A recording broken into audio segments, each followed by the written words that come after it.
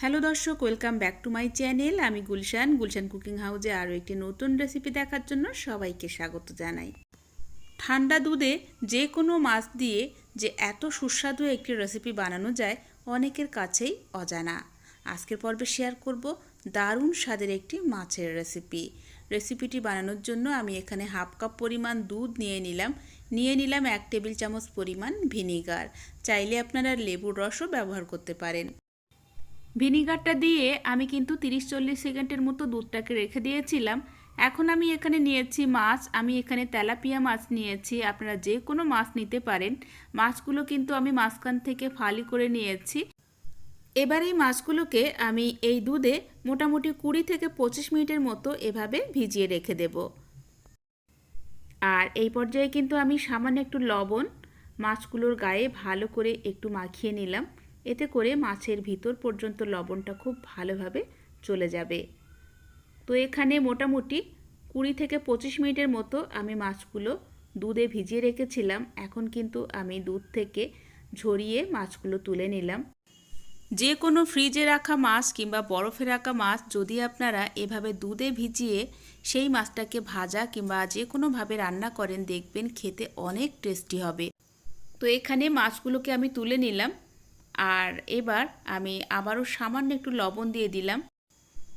এরপর হাফ চা চামচ পরিমাণ লঙ্কার গুঁড়ো, সামান্য একটু কালো জিরে এবং হাফ চা চামচ পরিমাণ আদা জিরে বাটা এবং সামান্য একটু রসুন বাটা। এবার হাত দিয়ে সব কিছু একসাথে খুব ভালো করে মাছের গায়ে মাখিয়ে নিতে হবে। আর এই সাথে সাথে কিন্তু আমি প্রায় 1.5 টেবিল চামচ পরিমাণ সরিষার তেলও দিয়ে দিলাম। এবার তেল এবং মশলা সব একসাথে মাছে ভালো করে মিশিয়ে নিতে হবে। তো এখানে মাছের দুই পিঠে কিন্তু মশলাটাকে খুব ভালোভাবে একটু ঘষে ঘষে আমি এভাবে মাখিয়ে নিলাম।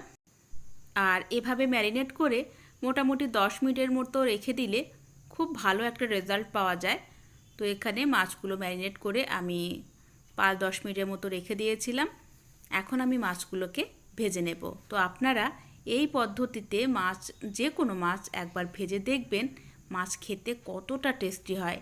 তো এখানে আগে থেকে আমি সরিষার তেল গরম করে নিয়েছি।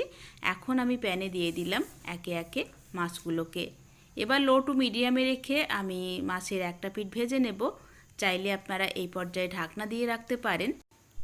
আর আমি কিন্তু এখানে অল্প তেলে মাছগুলোকে শ্যালো ফ্রাই করে নিচ্ছি, আপনারা চাইলে ডিপ ফ্রাইও করে নিতে পারেন। তো এখানে মাছের একটা পিঠ হয়ে গেছে, অসাধারণ একটা কালার চলে এসেছে। এভাবে এখন ওই পিঠটাকেও আমি ভেজে নেব।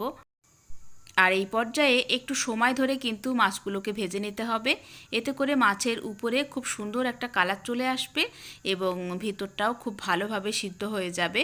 তো এখানে মাছগুলো কিন্তু খুব সুন্দরভাবে ভাজা হয়ে গেছে। আপনারা অবশ্যই দুধে ভিজিয়ে এই পদ্ধতিতে একবার মাছ ভেজে দেখবেন, অসাধারণ লাগে খেতে। অনেক সময় ফ্রিজে দীর্ঘদিন মাছ রাখার পরে কিন্তু সেই মাছের কোনো স্বাদ থাকে না। তো আপনারা এভাবে দুধে ভিজিয়ে অবশ্যই দুধে কিন্তু ভিনিগার কিংবা লেবুর রস দিতে হবে, দিয়ে দুধটাকে একটু ফাটিয়ে সেই দুধে ভিজিয়ে আপনারা এভাবে মাছ একবার ভেজে দেখবেন, অসাধারণ লাগে খেতে। তো এখানে মাছের দুই পিঠ কিন্তু ভাজা হয়ে গেছে। ভাজার পর আমি একটু ভাজা জিরা পাউডার ছড়িয়ে দিলাম। এখন আমি একটা সার্ভিং প্লেটে মাছগুলো তুলে নিলাম।